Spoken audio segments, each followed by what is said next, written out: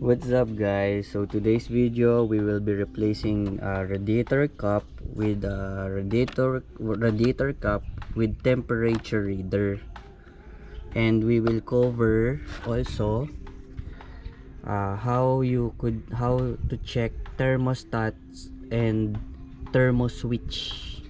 With thermostat is the one who will open when the engine is hot, and thermo switch is the one who turn on the fan when it reaches the temperature, which is the 90 to 95 degrees. If if that reaches if the water reaches that temperature, it will turn on both the fan. This only fan, this is for the aircon, and if you turn on the aircon, it will both turn on. So let's install.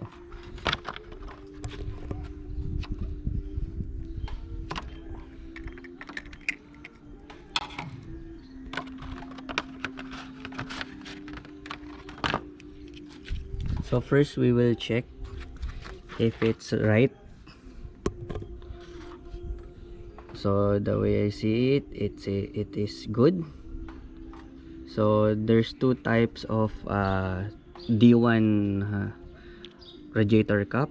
This one is the bigger part, which is higher, and the other one, the smaller version, is this high. This is this high. So here, this is the big, this is the small. So watch out for that, or check your temperature, your radiator cup. So we will install this now. So we're gonna push, then put it like that. Then you push this. Then so we're gonna turn on the engine. Turn on the engine.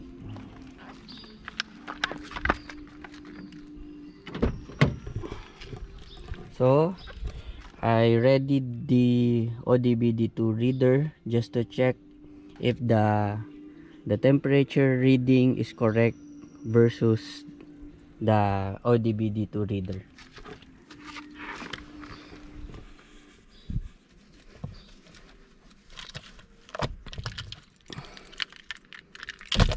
Here's the pin. Turn it on.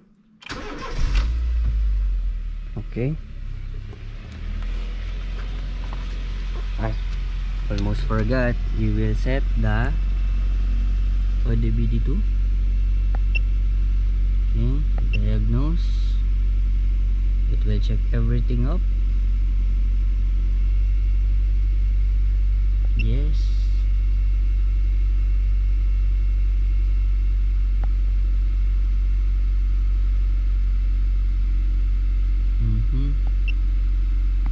Check the live data,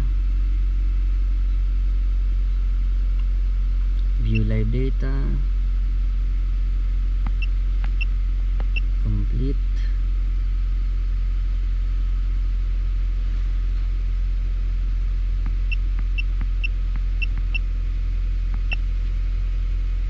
So I think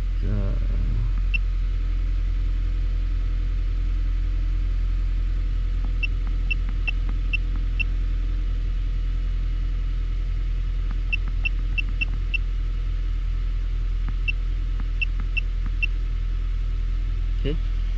So while the live data is there, we will check. Okay, currently right now this won't move because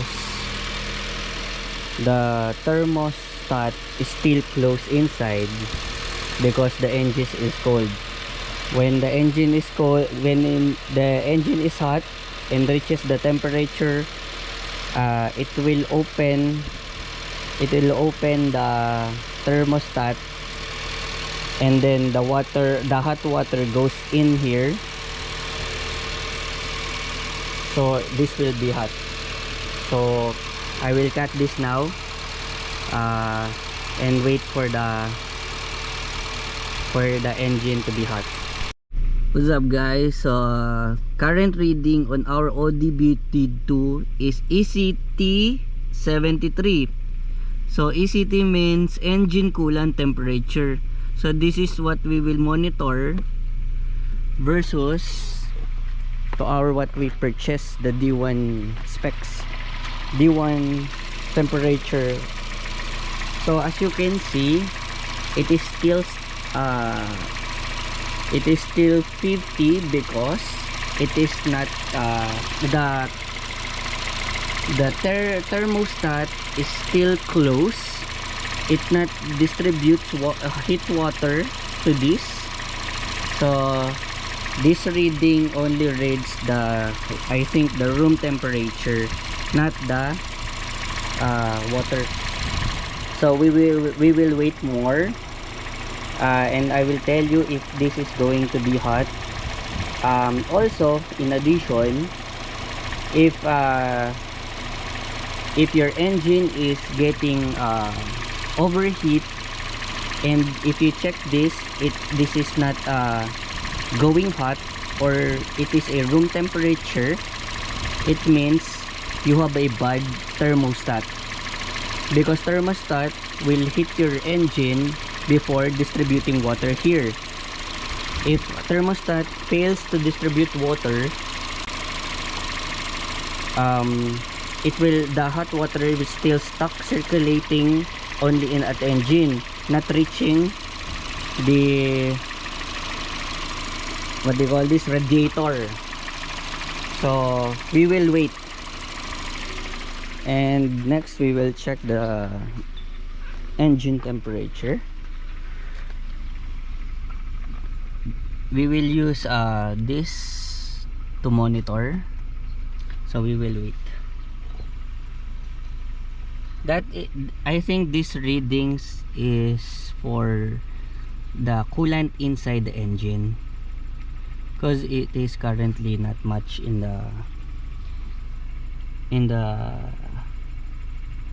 radiator cup temperature with temperature reader. So we will wait till the thermostat switch on. So we will cut this. I will cut this video and wait.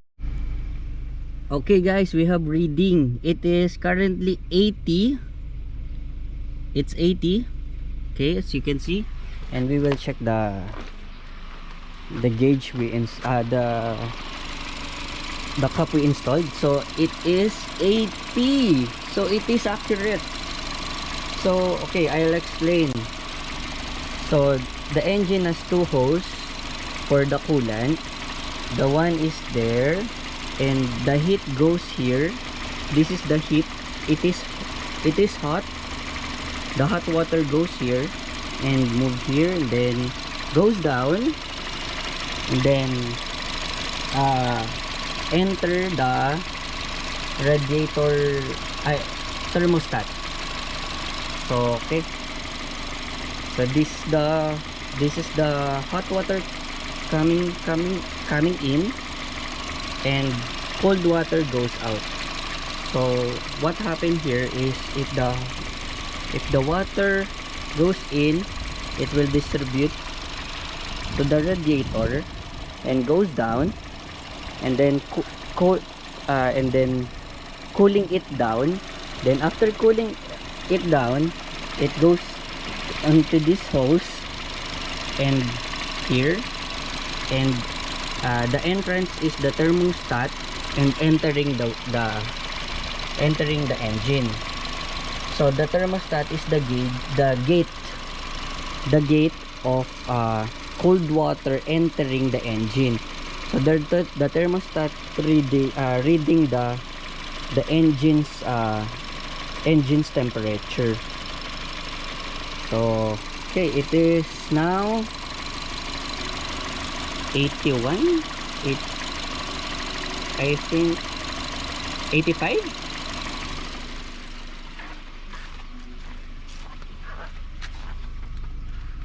but still 80 in this, so we will wait.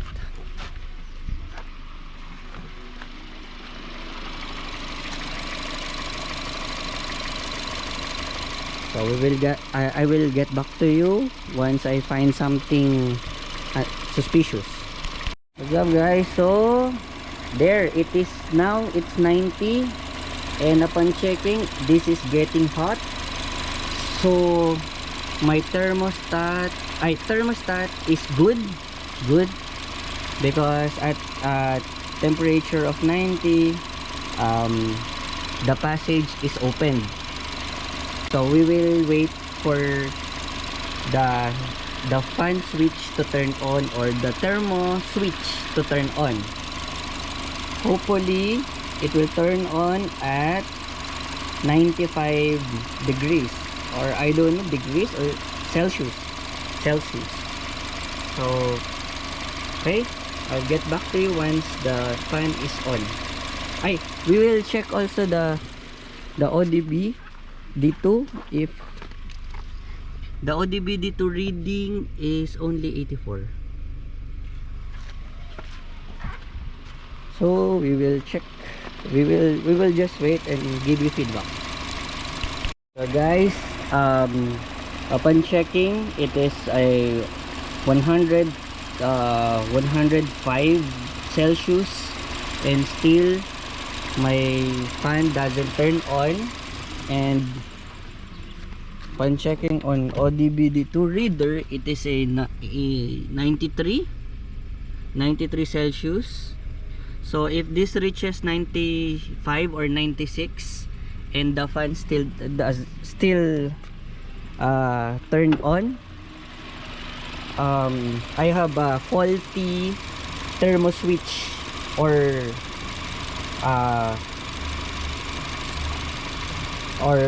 radiator fan automatic on.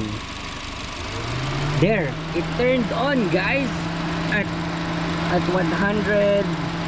There, I'll show you. Oh, kinabahan ako. Whew. So my thermo switch is okay.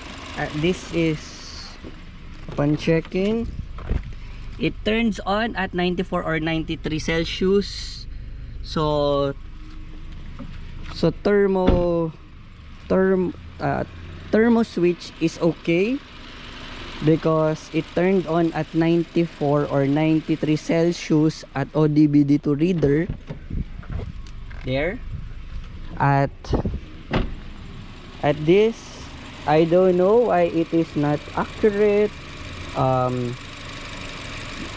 Maybe it's different reading from here. So the normal temperature for this is 100.